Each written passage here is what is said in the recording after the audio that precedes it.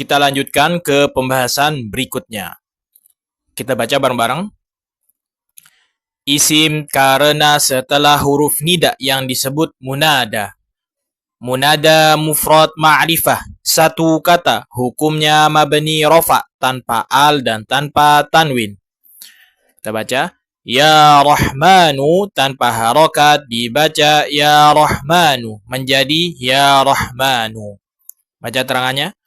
Rahmanu adalah isim karena terletak setelah nida, yaitu ya.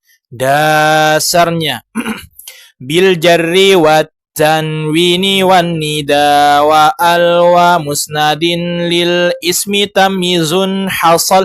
Tanda isim dengan jar tanwin al nida dan musnad ilaih. Contoh fa'il mubtada. Ya Rahmanu dibaca Rahmanu tanpa al dan tanpa tanwin karena menjadi munada mufrad ma'rifat. Hukumnya mabni rofa. Dasarnya wabnil mu'arraf al-munada al-mufrada ala alladhi fi raf'ihi qad uhida wal mufrada al-mankura wal mudafa wa shibhahun sib'adi man khilafa. Mabni rafa munada ma'rifat mufrad mudhaf syibih nasab dan nakirah mufrad. Nah, di sini pembahasan tentang munada mufrad ma'rifat. Kan ciri-ciri isim itu ada beberapa ya. Yang pertama, bisa menerima i'rab jar, kedua tanwin, yang ketiga yaitu setelah kata panggil. Namanya apa? Nida. Yang mana namanya harfun nida? Ya, ini huruf iya, ini namanya harfun nida. Terus isim setelah harfun nida namanya munada. Harfun nida, munada. Oke. Di sini keterangannya adalah munada mufrad ma'rifah, satu kata, hukumnya mabni rofa, tanpa al dan tanpa tanwin. Apa maksudnya munada mufrad ma'rifat? Pertama, isimnya harus mufrad. Yang kedua, isimnya harus ma'rifat. Contoh kata Muhammadun, Zaidun, terus Azizun, Qahharun, kemasukan ya, maka dia dibaca ya Muhammadu, ya Zaidu, ya Rahmanu, ya Qahharu, ya Wahhabu. Tidak dibaca ya Qahharun, tidak dibaca yal Qahharu. Kenapa? Karena munada mufrad ma'rifat hukumnya mabni rofa, tanpa al dan tanpa tanwin. Ini teman-teman insya Allah sudah sering dengar ya kata-kata ini. Cuman teorinya tuh di sini. Nah gitu loh. Contoh kayak ya Razzaqu, ya Mu'izzu, ya Quddusu, ya Khaliqu, ya Fattahu, ya Mudillu, ya Salamu, ya Bari'u, ya Alimu. Jadi kalau teman-teman melihat kata yang sebelumnya ada ya, maka ini namanya harfun nida dan ini namanya munada. Apa hukumnya? Mabni rofa, tanpa al dan tanpa tanwin.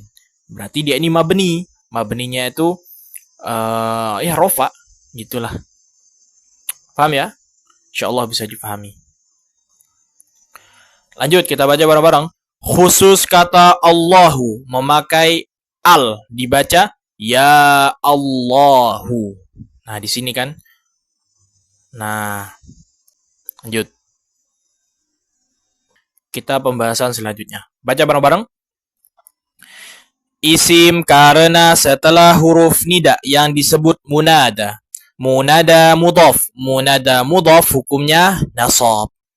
Nah, di sini pembahasan tentang apa namanya munada. Isim karena setelah huruf nida yang disebut munada. Pertama ada namanya munada mudhaf. Di sini kita akan membahas beberapa jenis munada. Munada yang pertama disebut dengan munada mufrad ma'rifat. Munada yang kedua disebut dengan munada mudhaf. Bagaimana konsepnya? Mari kita baca bareng-bareng. Ya Rasulallahi, tanpa harokat dibaca ya Rasulallahi, menjadi ya Rasulallahi. Baca keterangannya. Rasulallahi adalah isim karena setelah huruf nida yaitu ya. Rasula dibaca nasab tanpa al dan tanpa tanwin karena menjadi munada mudhaf. tanda nasabnya fathah. Dasarnya وابن المعرف المنادى المفرد على الذي في رفعه قد عوهد والمفرد المنكور والمضاف وشبهه انصب عادما خلافا مبني رفع منادى معرفة مفرد مضاف شبه ناصب dan nakirah mufrad. Allahi dibaca jar karena menjadi mudhaf ilaih. Dasarnya nunan talil i'raba au tanwina mimma tudhif wahdhif ka turisina wathani yajruru wanwi min au fi idza lam yasluhil dzaka walla ma'khudha. Nun dan tanwin yang jadi mudhaf dibuang, mudhaf ilaih jarlan al mudhaf dibuang, idhafah harus menyimpan maknanya fi atau maknanya min dan maknanya li. Itu contoh yang pertama. Kita lanjut contoh yang kedua. Ya habiballahi. Nih kata habib, dia tidak dibaca ya habibullah atau tidak dibaca ya habibillah, tetapi dia dibaca ya habiballahi. Kan ini udah jelas ya, gabungan dua isim. Isim yang pertama disebut mudhaf, setelahnya mudhaf ilaih. Ini mudhaf ilaih. Ahla, kata ahl ini mudhaf, kata al-jannah ini mudhaf ilaih. Kata nasir ini mudhaf, kata huda ini mudhaf ilaih. Kata nabi ini mudhaf, kata Allah ini mudhaf ilaih. Nah, ketika dia tidak ada ya, maka dia dibaca ahlul khairi, nasirul huda, nabiyullahi. Ketika dia kemasukan ya, maka dia berubah menjadi ya ahlal khairi, ya nasiral huda, ya nabiyallahi. Kenapa? Karena munada mudhaf tanda nasabnya fathah. Berarti apabila ada idhofah yang terletak setelah kata ya, maka si mudhaf itu dia dibaca fathah atau dia nasab. Jadi teman-teman, konsepnya seperti itu. Kita baca bareng-bareng di sini.